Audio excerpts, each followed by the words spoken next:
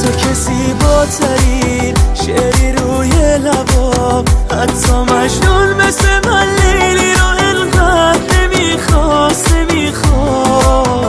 آخه من از خدا غیر تو چی بخوام؟ اسممو از لب تو هر شب و هر روز شنیدن چه زیباست، چه زیباست. عشق تو قانونمه، درد و درمونمه، از تو ندارم دل رفتن. قسمت اگه دوریشه 100 سال نوری بشه، این چشا پای تو